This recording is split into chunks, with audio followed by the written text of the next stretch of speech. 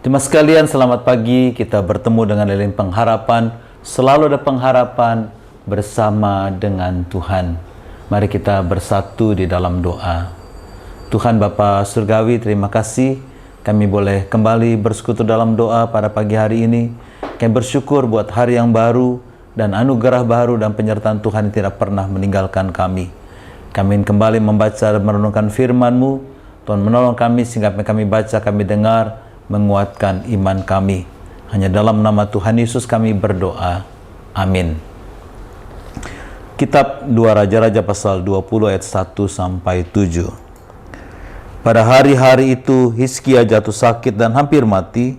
Lalu datanglah Nabi Yesaya bin Amos dan berkata kepadanya, "Beginilah firman Tuhan, sampaikanlah pesan terakhir kepada keluargamu, sebab engkau akan mati, tidak akan sembuh lagi."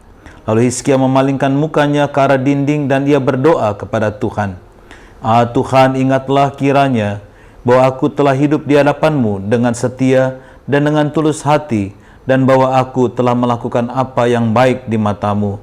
Kemudian menangislah Hizkia dengan sangat, tetapi Yesaya belum lagi keluar dari pelataran tengah. Tiba-tiba datanglah firman Tuhan kepadanya. "Baliklah dan katakanlah kepada Hizkia, Raja umatku, beginilah firman Tuhan Allah Daud, bapa leluhurmu, telah ku dengar doamu dan telah kulihat air matamu. Sesungguhnya aku akan menyembuhkan engkau pada hari yang ketiga engkau akan pergi ke rumah Tuhan. Aku akan memperpanjang umurmu 15 tahun lagi, dan aku akan melepaskan engkau dan kota itu dari tangan Raja Asyur. Aku akan memagari kota ini oleh karena aku dan oleh karena Daud hamba-hambaku." Kemudian berkatalah Yesaya, "Ambillah sebuah kue ara." Lalu orang mengambilnya dan ditaruh pada bara itu, maka sembuhlah ia. Yang berbahagia kita yang mendengar firman Tuhan dan yang melakukan dalam hidup kita hari lepas hari. Saudara-saudara, apa itu pengharapan? Kita tahu pengharapan sangat penting. Pengharapan adalah prasyarat yang membuat kita hidup mungkin tanpa makan, seperti pelaut yang karam berhari-hari bisa tahan hidup di laut hanya mungkin dengan minum apa yang ada di kapalnya tanpa makan. Yang membuat orang bisa bertahan hidup adalah pengharapan. Modal utama hidup adalah pengharapan kita. Pengharapan selalu harus ada dalam hidup kita.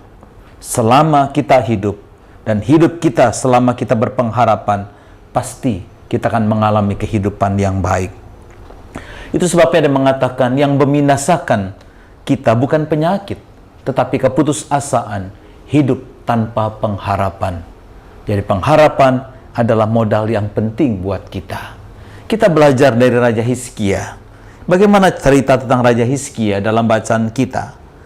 Apa yang terjadi pada Raja Hizkia? Pertama-tama kita lihat kondisi dari Raja Hizkia. Ia mengalami sakit.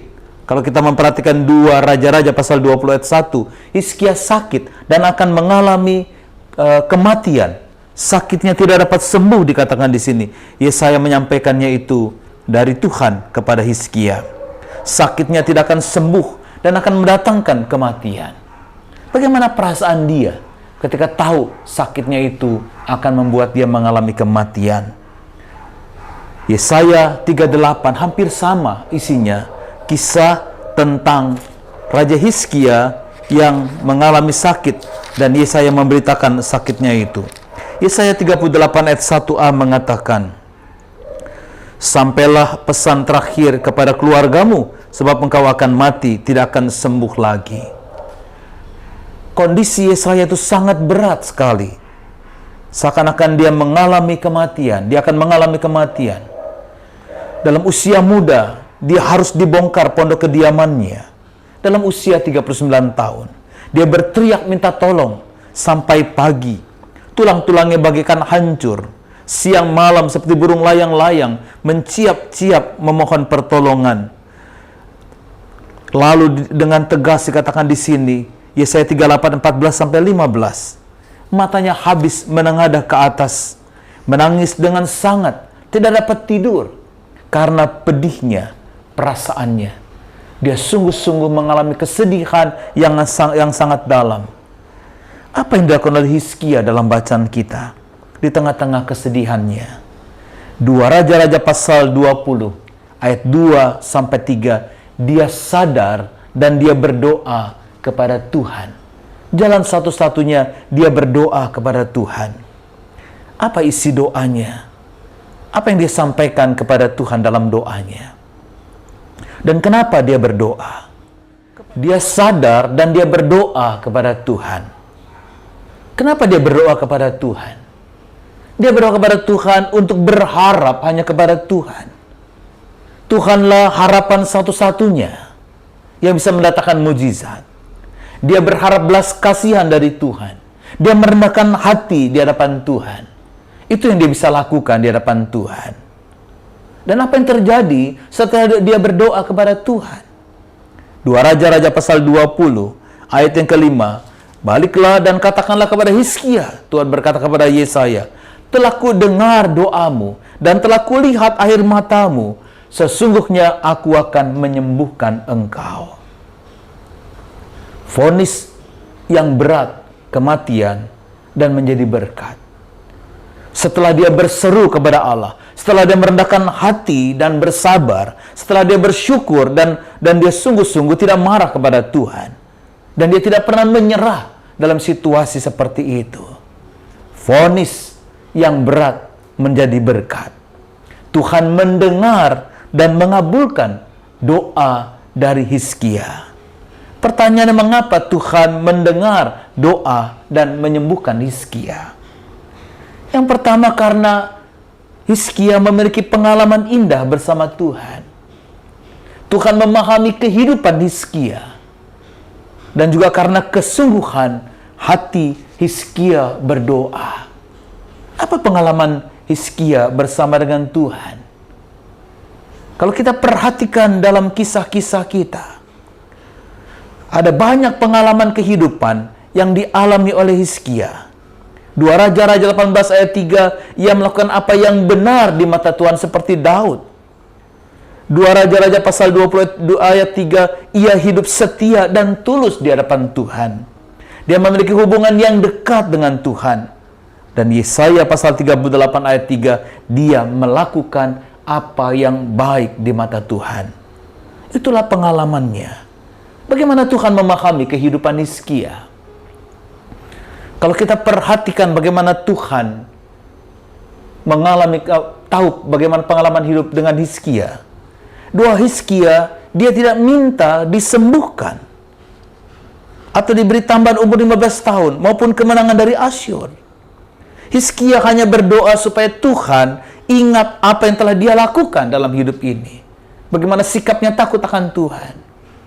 Tetapi Tuhan memberikan semuanya itu kepada Hizkia. Tuhan menambahkan usianya 15 tahun dan kemenangan atas Asyur. Karena Tuhan tahu apa yang dibutuhkan oleh Hizkia. Lalu bagaimana kesungguhan dari Hizkia berdoa kalau kita perhatikan? Doa Hizkia adalah doa yang sungguh-sungguh. Dari mana Tuhan tahu Hizkia berdoa dengan kesungguhan? Saudara-saudara, tidak ada yang tersembunyi di hadapan Tuhan. Karena dialah Tuhan yang menciptakan kita dan Maha tahu. Tuhan tahu isi doa dari Hizkia. Tuhan mengerti tentang doa Hizkia dan harapan Hizkia. Pengharapan bukan pura-pura. Seolah-olah masalah itu tidak ada. Pengharapan adalah keyakinan bahwa masalah-masalah yang ada tidak akan berlangsung selamanya. Karena luka-luka batin akan dipulihkan, masalah-masalah akan diatasi di dalam kehidupan ini. Itu sebabnya pagi ini kita belajar dari Hizkia. Ada ayat yang sangat menarik ketika Hizkia mengalami sakit. Yesaya pasal 38 ayat yang ke-16. Ketika penderitaan, kesulitan dia alami, dia terus berdoa, dan setelah dia sembuh dia berkata, ya Tuhan, karena inilah hatiku mengharapkan Engkau, tenangkanlah rohku, buatlah aku sehat, buatlah aku sembuh. Saudara-saudara, ayat ini jadi kekuatan buat kita.